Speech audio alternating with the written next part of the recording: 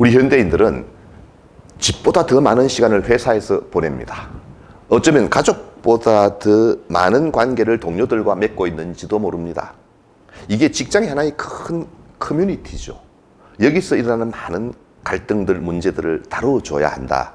그런 생각으로 우리 회사원들의 마음 건강을 평가하고 분석하고 또 힐링하는 그런 역할을 하고 있습니다. 제가 가끔 기업체 대표들을 만나면 물어보죠. 대표님, 회사에 고문 변호사 있지요? 있대요. 그러면 고문 정신과 의사는요? 고문 심리 전문가는요? 그럼 고개를 갸우뚱합니다. 사실은 변호사보다도 더 필요한 사람들이 마음 건강을, 정신 건강을 담당하는 사람들인 겁니다. 그러면 우울하고 불안하고 잠 못 자고 중독에 빠져 있고 이런 거를 다루어주는 건 개인적인 문제인데 왜 회사에서 관심을 가져야 돼? 이렇게 물어보는 사람이 있을 겁니다. 이유는 간단합니다. 투자가 득이기 때문입니다. 우울하고 불안하고 잠 못 자고 몸과 마음이 지치죠. 생산성이 확 떨어집니다. 당연히 집중도 안 되고 사고 위험성도 높아지죠. 그걸 이렇게 힐링해 주니까 오히려 개인은 물론이고 회사에도 이득이라는 겁니다. 이미 그것을 외국에서는 1970년도에 EAP라는 것이 활성화되기 시작했죠. 우리나라에도 1990년대 이후에 많은 회사들에서 투자가 득이라는 사실을 알게 되었어요. 그래서 가능하면 회사에서 복지의 차원에서 그들의 정신건강을 도와주는 것입니다. 이건 회사가 손해보는 일이 절대로 아닙니다.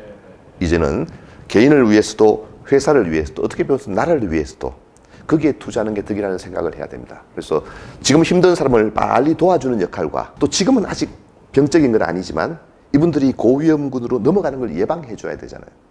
그런 작업까지 투 트랙으로 함께 진행돼야 되는데 이때 가장 중요한 것은 역시 리더들의 태도인 것 같습니다.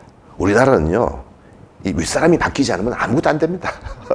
이 문화 자체가 아주 탑다운 형식이라 밑에서부터 변화가 일어나서 뭔가가 변하면 참 좋은데 그게 이상적인 거죠. 시간이 오래 걸립니다. 그러나 기업의 대표나 리더가 그런 마음을 갖고 있다면 훨씬 빨리 변화할 수 있습니다. 그리고 이 회사의 문화는 좋은 인력을 들어오게 하는데도 큰 영향을 미치죠. 그리고 나온 사람들이 이직률을 줄이는 데도 도움이 됩니다. 그러니까 리더가 이제 이걸 단순히 개인적인 문제로 받아들이지 말고 복지 차원에서 이런 것들을 제공하고 투자하는 것이 우리 회사에도 덕이구나 라는 생각을 첫째 가져야 되고 둘째는 리더가 바뀌어야죠.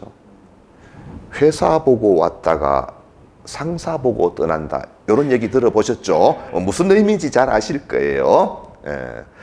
많은 리더들이 아직도 20년 전, 30년 전 자기가 경험했던 그 리더십을 가르치고 사람들을 대하는 거예요. 그러니까 이 사람들이 입 닫고 귀를 닫아버리고 꼰대 소리를 하게 되는 거예요. 이 리더들을 변화시키는 게 대단히 중요하겠구나. 그래서 그분들이 코칭, 단순히 업무적인 코칭을 넘어서서 가능하면 그분들이 마음을 다 평가하고 도와주는 그런 코칭도 하고 우리가 큰 돈을 들여가지고 기업 분석을 하지 않습니까? 경영 분석을 합니다. 이제 그런 시대가 지났습니다. 그런 경영 컨설팅과 함께 조직 문화에 대한 컨설팅, 직원들의 마음 건강에 대한 컨설팅을 같이 해야 합니다. 그래야 진짜 이게 컨설팅의 역할을 할 수 있다. 그런 생각을 합니다. 근로자를 위한 지원 프로그램 EAP가 들어왔을 때 많은 사람들이 걱정했죠. 아니, 심리 전문가나 정신과 쌤한테 가서 얘기하면 이 회사와 소통이 되는 게 아니냐. 그래서 내가 혹시 불이익을 받게 되는 것이 아닐까. 그런 염려들을 많이 했습니다. 지금 많이 좋아지긴 했지만요. 그래서 외부 모형과 내부 모형이라는 것이 있습니다. 내부 모형이라는 것은 이 상담 혹은 진료하시는 분들이 회사의 소속이죠. 장점이 있습니다. 회사 사정을 너무 잘 아니까 상담에 큰 도움은 될 수 있지만 혹시나 만에 하나 회사와 정보가 노출되는 게 이 염려를 할 수 있죠. 그래서 최근에는 외부 모형을 많이 쓰죠. 그래서 이 상담이나 진료 보시는 선생님들은 외부와 계약을 맺어서 위탁하게 되죠. 100% 비밀 보장하도록 이렇게 제도적으로 만들어 놓은 것입니다. 정신과 의사 같은 경우는 의료법의 저촉을 받죠. 절대로 이것을 오픈할 수 없도록 만들어 놨습니다. 이 절충형을 쓰는 경우가 제일 많고요. 이제 회사에서도 관리하는 게 아닙니다. 아, 저 인간 좀 이상해. 아, 저 친구 좀 문제가 있어. 그래서 상담하는 게 아닙니다. 그런 관리는 큰일 납니다. 이제는 매니지에서 케어하는 시스템으로 바꿔야 됩니다. 아, 저 친구도 우리의 일원이잖아. 함께 데리고 가야 할 일원이에요.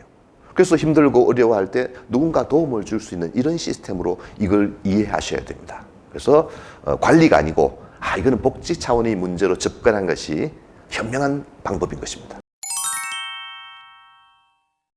명확하게 말씀드리기가 참 어렵습니다. 잘 아시겠지만 정신건강의 문제가 뭐예요?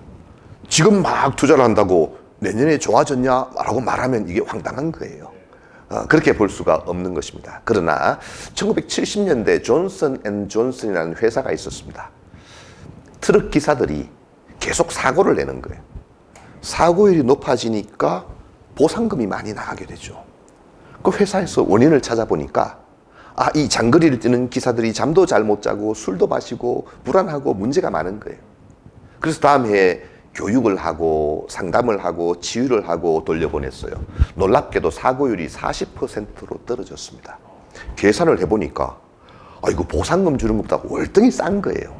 이게 투자가 득이라는 사실을 이해하기 시작했습니다. 마음 건강, 정신 건강이라는 것이 지금 투자한다고 내년에 얼마나 좋아졌냐 이렇게 수치로 나타내기는 참 어렵습니다.